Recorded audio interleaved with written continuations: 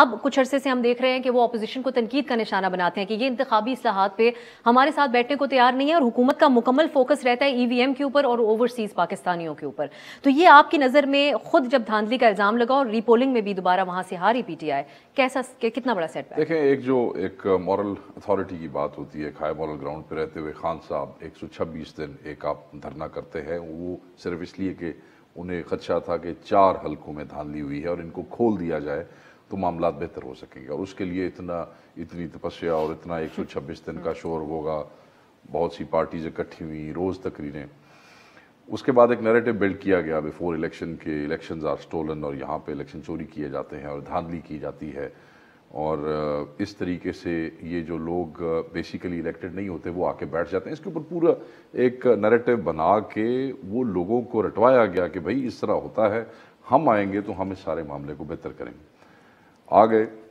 ویسے یوزلی تو پاکستان میں ضمنی الیکشن جو ہیں وہ حکومتیں جیتتی ہوتی ہیں، اور اس کی ایک وجہ یہ ضرور ہوتی ہے کہ ہر حکومت ضمنی الیکشن میں دھاندلی کرواتی ہے. ہر حکومت ہر حکومت، ماضی میں بھی ہر حکومت، کیونکہ حکومت جو ہے کوئی بھی پارٹی حکومت میں آنے کے بعد پاپولر نہیں رہ جاتی ہے، تو پھر جب ضمنی الیکشنز آتے ہیں تو یوزلی ان کو پھر یہ دھکم پیل کرنی پڑتی ہے. ڈپٹی کمشنر، DPOs، یہ جو پریزائڈنگ آفیسرز ہوتے ہیں کیونکہ اسکول ٹیچرز ہوتے ہیں، ان کی ٹرانسفر پوسٹنگز جو ہوتی ہیں وہ MNAs MPs کرواتے ہیں، اور وہ بیسیکلی کرواتے ہیں کہ اس کے تھرو ہیں، وہ کرواتے ہیں ڈپٹی کمشنر کے. اور یہ جو ڈپٹی ڈائریکٹر کالجز یا جن کا آپ نے ذکر کیا، یہ سب ڈپٹی کمشنر کے ماتحت لوگ ہوتے ہیں. سو یہ پورا ایک سائیکل ہے. اگر کرتے سارے ہیں تو پھر یہ PTI کے اوپر زیادہ سخت ہاتھ نہیں الیکشن کمیشن رکھتی، اور اس کی وجہ یہ تو نہیں ہو سکتی کہ وہ بھی ان کے ساتھ سخت ہاتھ اس لیے نہیں ہے. میں آگے اسی طرف جا رہا تھا. سخت ہاتھ تو اس لیے نہیں ہے، وہ تو سارے پرانے پاکستانی ہیں، وہ تو سارے چور ہیں، وہ تو سارے ڈاکو ہیں، وہ تو سارے ہی الیکشن چوری کرنے والے ہیں. ہم تو وہ لوگ تھے جنہوں نے 126 دن یہاں پہ دھرنا کیا. ہم تو نئے پاکستانی ہیں. ہمارے تو نئے پاکستان میں چاہے پاکستان ہم سے چلے نہ چلے، چاہے اکانومی ٹھیک ہو نہ ہو، مگر کم از کم وہ چیز جو بغیر پیسوں کے ٹھیک کی جا سکتی تھی وہ یہ تھی کہ ہم دھاندلی نہ کریں.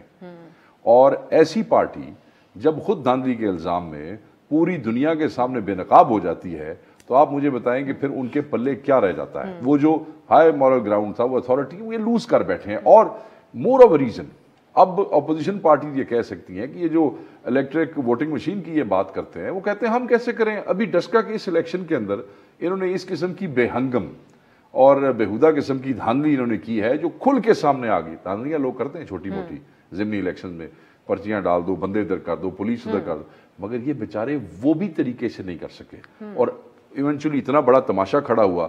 اب ایک ایسی جماعت جو ایک ڈسکا کے الیکشن میں اس طرح بے نقاب ہوئی ہے، مجھے یہ بتائیں کہ اپوزیشن پارٹیز یا میں بحیثیت عام ووٹر یا آپ بحیثیت عام ووٹر کیسے ایسی حکومت پہ ڈیپینڈ کر سکتے ہیں کہ وہ الیکٹرک مشین استعمال نہیں کریں گے اسی دھاندلی کے لیے دوبارہ.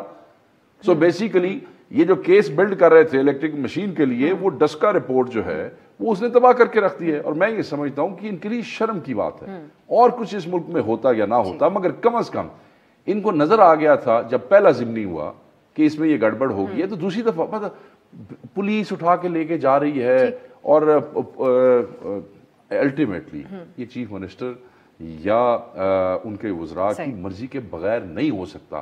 آپ کو یاد ہوگا چھوٹے موٹے وہ کلپس بھی اس وقت فردوس عاشق اوان صاحبہ کی لیک ہو گئے تھے، جس میں وہ ڈائریکشنز دے رہی تھی اور وہی ان کے کسی بچے نے بیٹھے ہوئے وہ اس کو. تو یہ میرے خیال میں دس از جی بالکل ایسا ہی یہ پریشان کن ہونا چاہیے اس وقت PTI کے لیے. ان کو اگر میں PTI میں ہوں تو میں اس وقت بہت شرمندہ اور بہت پریشان ہوں. بالکل.